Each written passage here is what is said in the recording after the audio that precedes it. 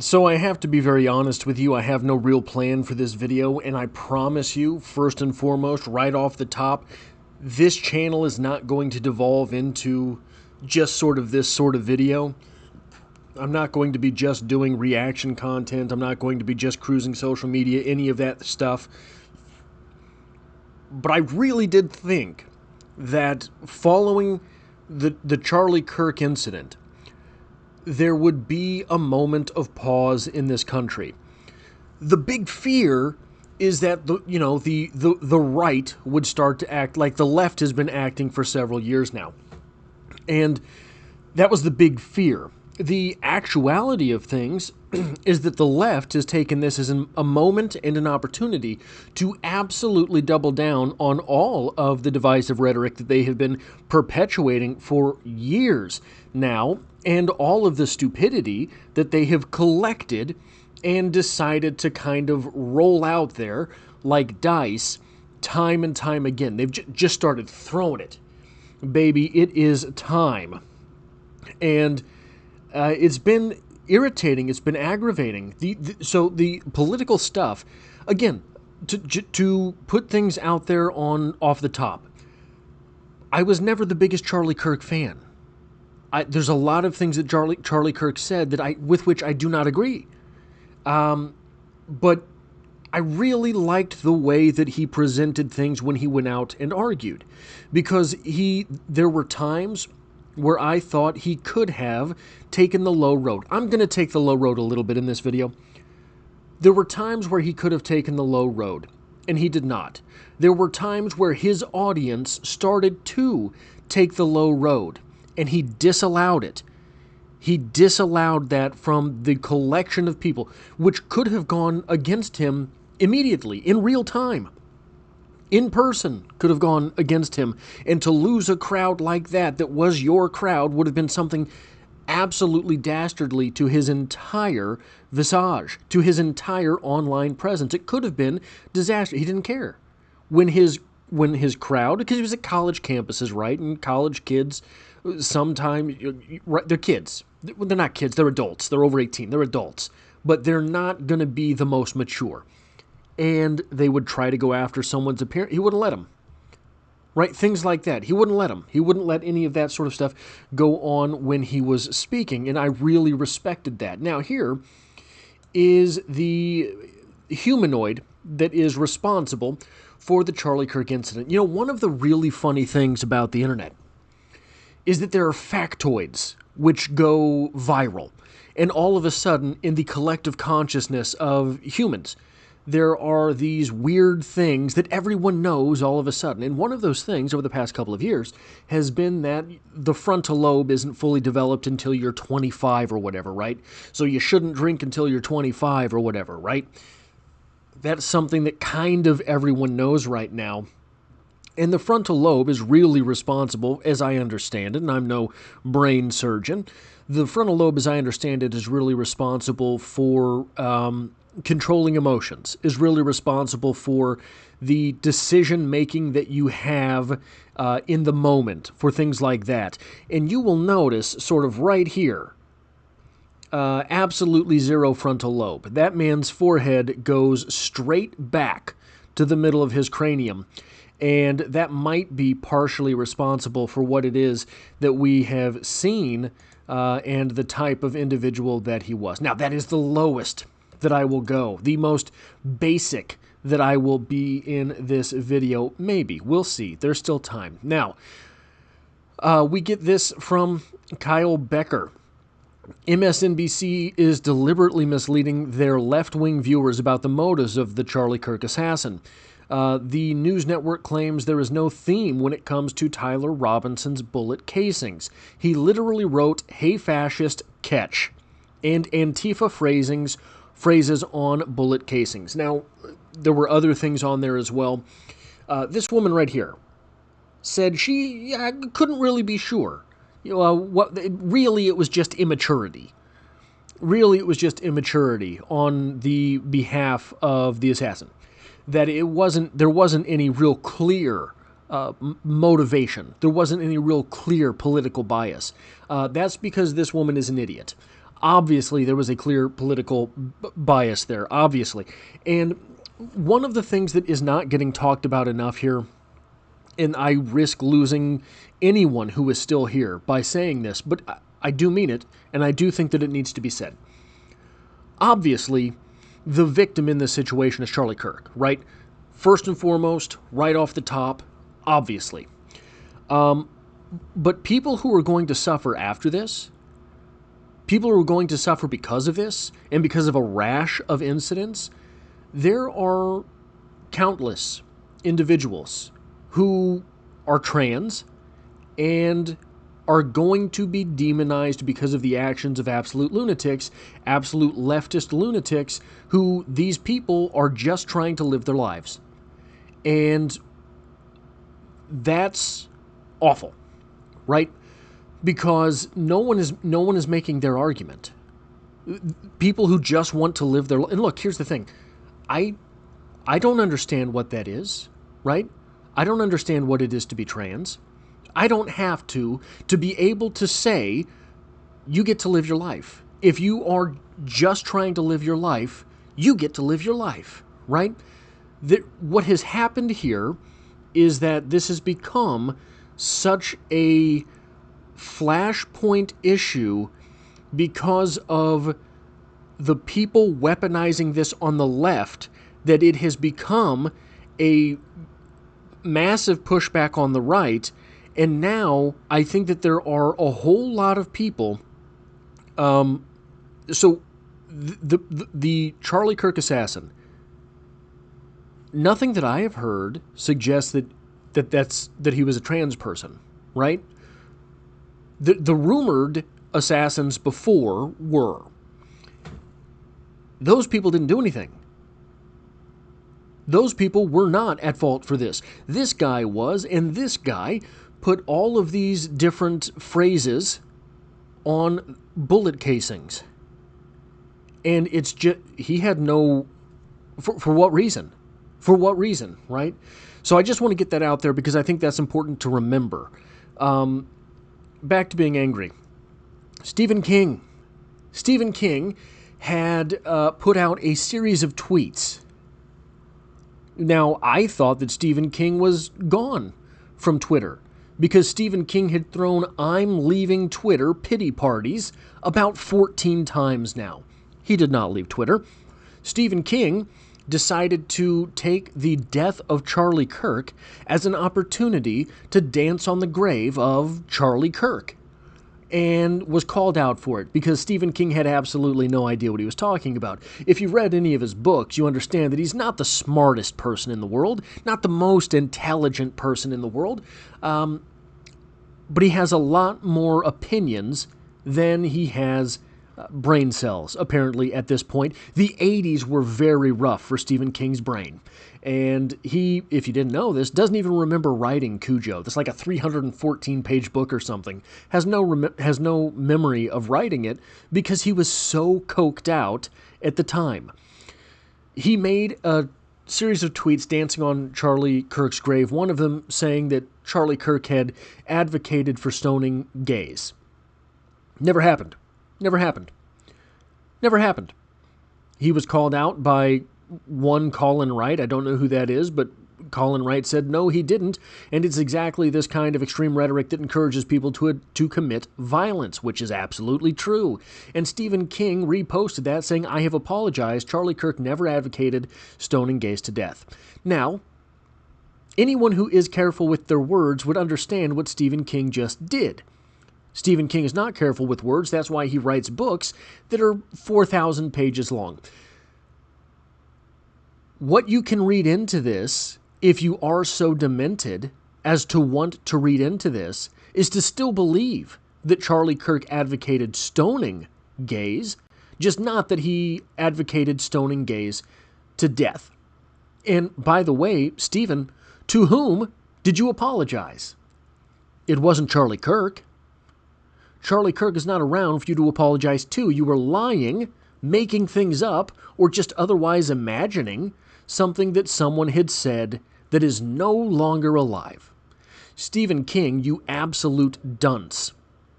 Also, Stephen King, I hate you for the last 2 books you wrote.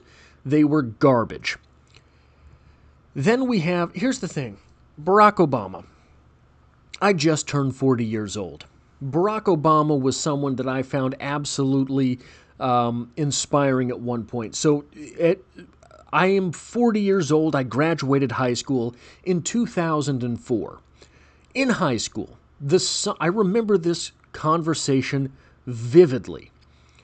My best friend was a black guy, and we were having the conversation about the presidential election.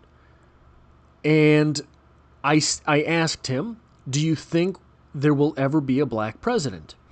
And he said something that I didn't know at the time, but I came to realize later was kind of just what everyone thought. It was kind of just the same phrase that everyone believed. What came out of his mouth was, not in my lifetime. And when he said it, I agreed. I didn't think at that point we would ever see a black president either.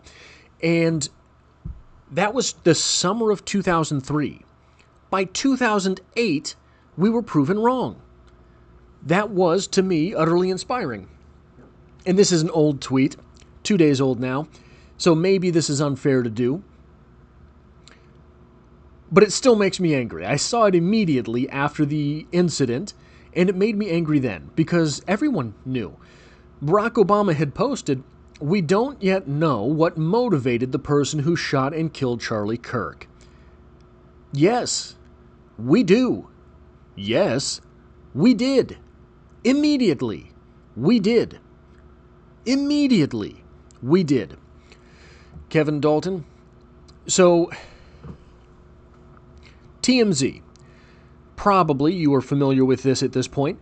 TMZ had a breaking news segment, and in the middle of that broke the news that Charlie Kirk was shot. And right before they got the word and relayed the word, you could hear cheering from the TMZ newsroom.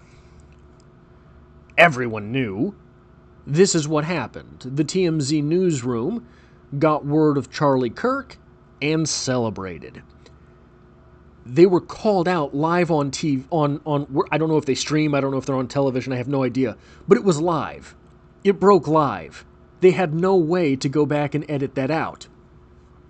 So, people called them out. And then, this goblin here, who somehow has looked the same for like 20 years, but that goblin there, who has looked ancient for 20 years, looked worn out for 20 years, came back on and said, no. What happened was there was a car chase, and the newsroom was reacting to the end of the car chase. It was live here in Los Angeles. That's what happened. Now, you might notice this. That right there. That is spinning because this video has been taken down. Because they were called out. Because that's not what the newsroom was reacting to.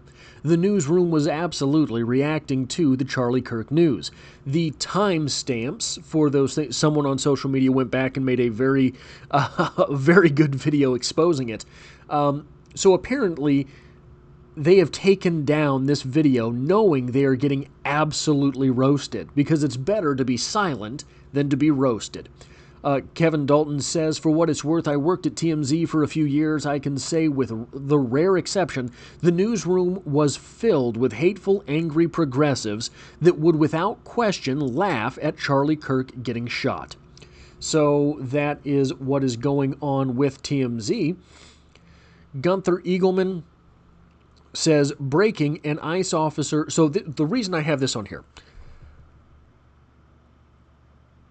I think, confoundingly, like I started this video saying, I thought this was going to be a time for a national pause, where there would be de-escalation, where things would calm down. Guys, I don't think that's the case. I do not think that is the case. I do not think that is what is going to happen. Unfortunately, I think that this is going to be an acceleration point. Breaking news. An ICE officer has just had to take the life of an illegal alien after he was struck and drugged by the suspect's vehicle. The suspect was allegedly trying to mow down an entire group of federal agents. So it's not that there was a confrontation with the illegal immigrant, and the ICE officer. That's not what happened. Was allegedly trying to mow down an entire group of federal agents. Just drove into them, apparently. Wasn't trying to get away. Was trying to go toward them. So that appears to be where we are in this country right now. Breaking, Charlie Kirk assassin suspect Tyler Robinson made plans for retrieval of a rifle from a drop point with roommate. Engraved bullets, messages exchanged via Discord. Booked into jail this morning. Here's the thing. Roommate, I am assuming you are now an accessory to murder. Whoever's gun it was at the drop point, I am assuming you are an accessory to murder. This is going to go very poorly for you, so I hope that you have your lawyers in tow. Then we are continuing to see the confounding redemption arc of Jink Uger. Keith Olbermann, Kash Patel, in a press conference, said to Charlie Kirk, "I'll see you in Valhalla." Now, Keith Olbermann doesn't know this because he's not a man, and I don't know if Jink Uger completely put this together, because I don't think Jink Uger is... I think Jink Uger is an atheist. So he uses the reference to heaven, but it's not exactly the same thing. So Kash Patel said, "I'll see you in Valhalla." And Keith Olbermann said, "I assume Kash Patel means Valhalla, New York, because otherwise I hate to break it to him, but neither he nor Kirk nor Trump are getting into heaven." You dolt. You fool, you moron, you nincompoop, you idiot. Keith Olbermann. Number one, is this really the time?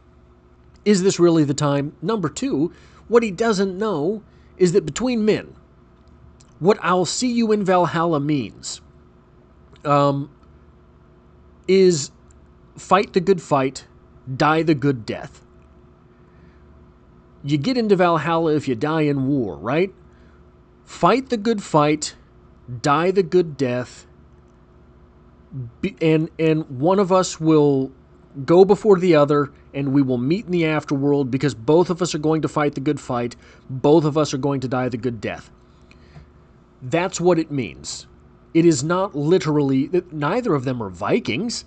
Neither Charlie Kirk nor Kash Patel are Vikings. And Jink Uger says, I don't... Has anyone ever heard Jink Uger say his own name?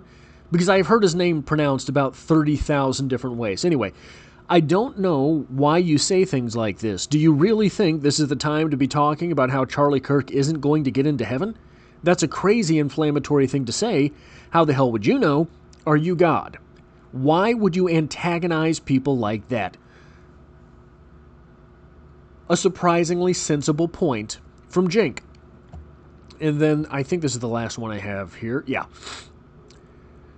James Woods retweets a clip from Jimmy Kimmel, where Jimmy Kimmel, and I've got this part pulled up here, to this from both, right? Jimmy Kimmel had the temerity to say that he had seen people saying crazy things from both sides following the Charlie Kirk incident. Really? What crazy things have you seen conservatives saying? And I'm not a conservative particularly. I'm not particularly a conservative.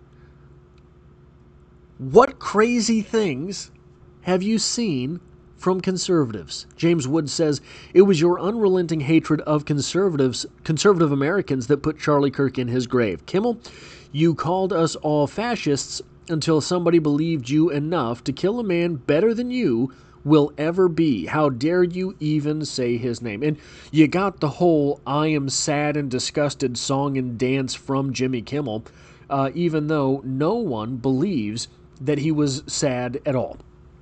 This is the reason that he considered himself a comedian rather than an actor, because all of the things coming out of his mouth were absolutely forced. All of the things that he was saying were just tone deaf. Jimmy Kimmel is an absolute moron, and I really did think this was going to be a moment of national pause. I really did think that the rhetoric would calm down for a little bit as people, at least long enough for people to reflect. What have I been saying? What are the things that have come out of my mouth? Did I contribute to this in any way? But that was not the case at all. Not the case at all. It was an immediate acceleration. And I'm someone who, at one point, considered himself liberal. Now, part of what killed that for me was going to college, because just a couple words on my experience. I wanted nothing more than to go to college when I was young. Now, wasn't really in the cards. So I had to get out of high school, work full-time while going to community college, and eventually I put myself in a position where I could go off to college. And it was a few years late, but I was there. It was good enough for me.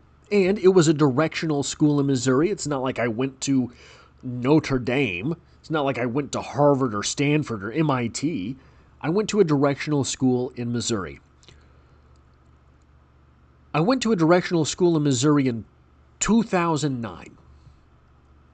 This is a long time ago. At that point, at that time, 2009, Missouri. Like, in Missouri, it's not exactly the sticks, but we're not cosmopolitan. A directional school in Missouri. My entire education was all of this identity politics BS. My entire education was third wave feminist BS.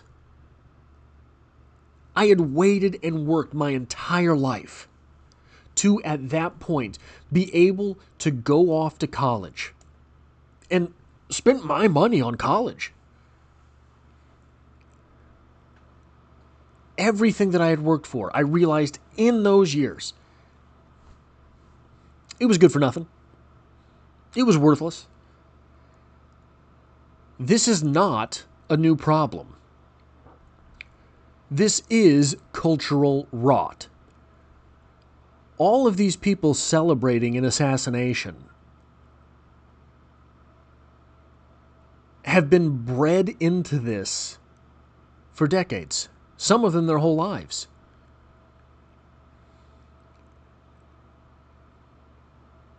Maybe a couple days ago wasn't when a national pause started and people took a step back and tried to assess the things that were coming out of their mouths.